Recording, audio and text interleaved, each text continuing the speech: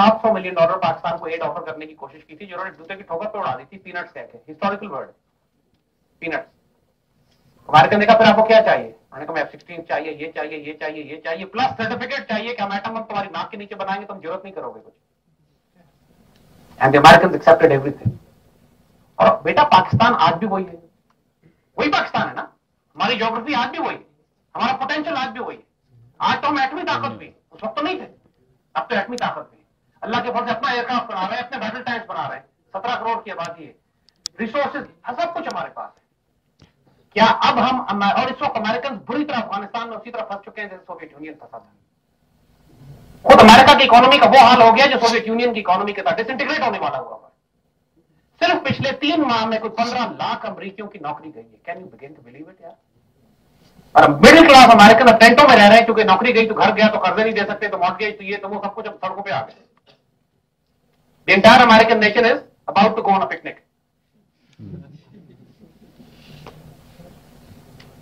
जब इस मुल्क का कौम का ये हाल हो चुका हो, उसकी तहजीब और उसके सोशल फैब्रिक का ये हाल हो चुका हो कि तहजीब अपने खंजर से आप खुदकुशी कर रही है। मर्द बेकार, औरत तही आगोश। इकबाल ने जो कहा था कि इसके मर्दों के पास जॉब्स नहीं होंगी, औरतों की गोद में बच्चे नहीं होंगे। Exactly this is what is happening to American society. अब डरने की क्या जरूरत है उससे। यानी अमेरिकन इस वक्त प्रैक्टिकली इतने डेस्परेट हुए हैं कि हमने जरा से भी कॉस्ट ऑफ ऑक्यूपेशन बढ़ा दी उनके लिए अफगानिस्तान में तालिबान को सपोर्ट करके, या उनकी सप्लाई लाइन या फ्यूल लाइन जो यहां से जा रही है उसको हमने रोक दिया। बिलीव मी, 1 महीने में अमेरिकन और नेटो आर्मी कोलैप्स कर जाएगी अफगानिस्तान में। वो इतने वल्नरेबल हैं। इंडिया की तो अल्लाह के फल से हमें मसला ही कोई नहीं है। वो मुल्क जिसके मिलियनर की स्लम डॉग्स हो, उससे क्या डरना यार।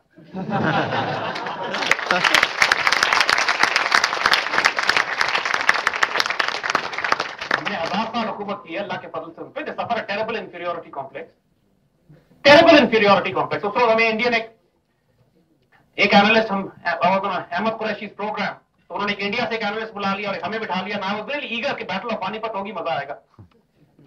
तो वो उस तरफ से जो आया वो बेचारा इतना धीमा था कि उसको तो दिवा करने की जल्दी चाहिए ना, भैया लेट हिम गो यार। हम किसी और से मिल लेंगे जाके। तो you see, Bharat Varma was good, he was evil. उसको तभी टिको मान, वो तो हमारी देख सकते हैं कि हमने अल्लाह के फजल से उसके साथ क्या किया था। उसने भी अपने जोश में कह दिया कि ठीक है पानीपत पे आके मिल लीजिएगा। ही नेवर रियलाइज कि पानीपत पे आने का मतलब है कि ईस्ट पंजाब तो हमारा हो ही चुका होगा।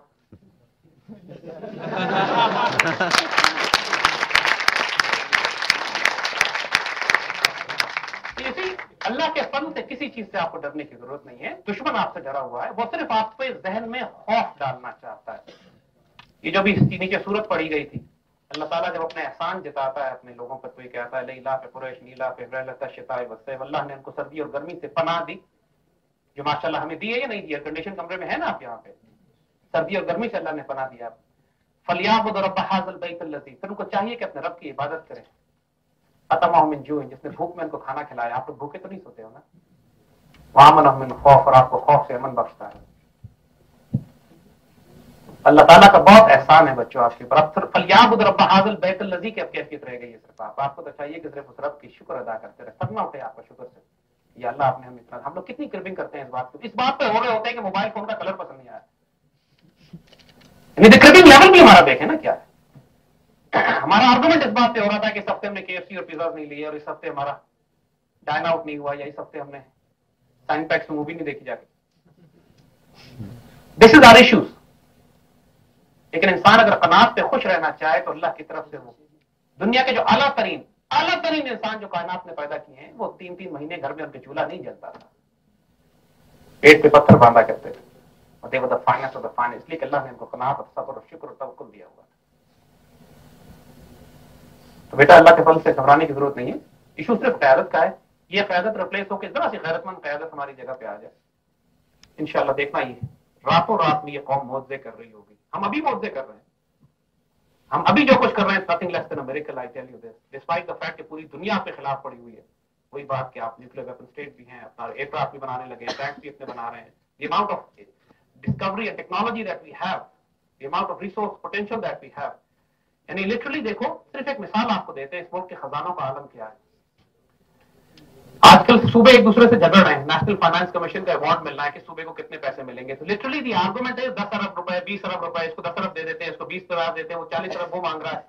10, 20, 15 अरब के ऊपर ये सूबे आपस में झगड़ा कर रहे हैं। हुकूमत बैठ के फैसला करने की कोशिश कर रही है। 10-15-20 अरब रुपए के झगड़े।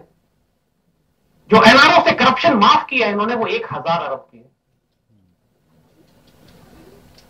1000 अरब रुपए की करप्शन ये हड़प कर गए, बैठे हुए हुकूमत में। अभी उस मुल्क को कुछ भी नहीं हुआ, अल्लाह के फल से वैसा ही है।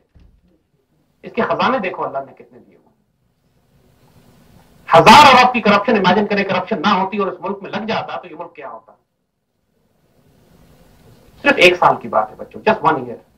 देखना तो सही, सौले क़यादत तो आने दो, आने वाली है, कमिंग। वो बहुत दूर की बात नहीं है। अल्लाह ने जो वादे किए हैं वो सच्चे किए हैं। सिर्फ अपने आप को इस काबिल बनाओ कि जब वो सौले क़यादत आए तो तुम उसका फैज ले सको, उसका हिस्सा बन सको। जी बेटा। Well, my question is regarding very co-confusion in the youth regarding the very ideology of Pakistan.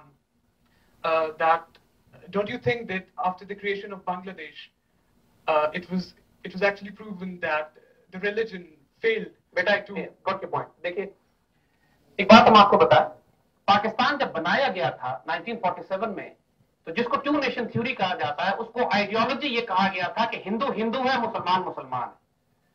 और मुसलमान हिंदू नहीं है, हिंदू मुसलमान नहीं बन सकते। हिंदू गाय की पूजा करते हैं, मुसलमान उसके बर्गर खाता।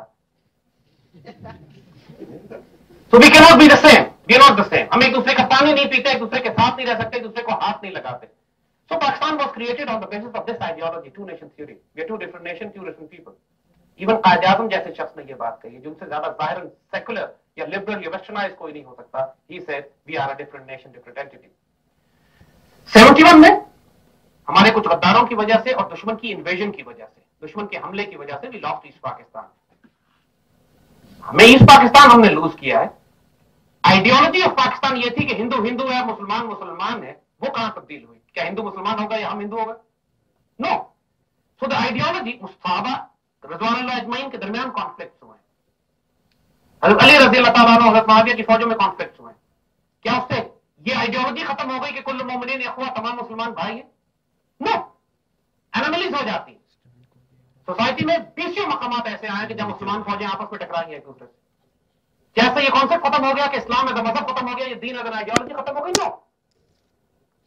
तो ये कहना बहुत लोगों का कि साहब पाकिस्तान का बनना तारीख की सबसे बड़ी गलती थी और 71 का टूटना ये साबित कर देता है कि टू नेशन थ्योरी खत्म हो गई और पाकिस्तान को टू नेशन थ्योरी को भूल जाना चाहिए और इस मुल्क की जिसकी आइडेंटिटी और बेसिस खत्म हो जाए, इस मुल्क को भी नहीं रहना चाहिए। ये सारी बातें वो लंदन वाला करता है ना।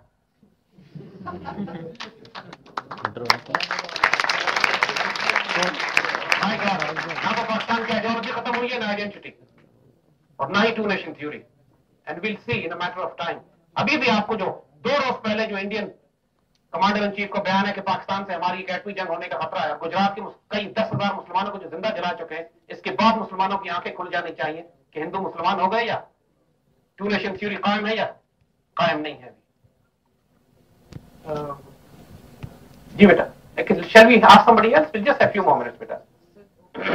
Thank you, beta.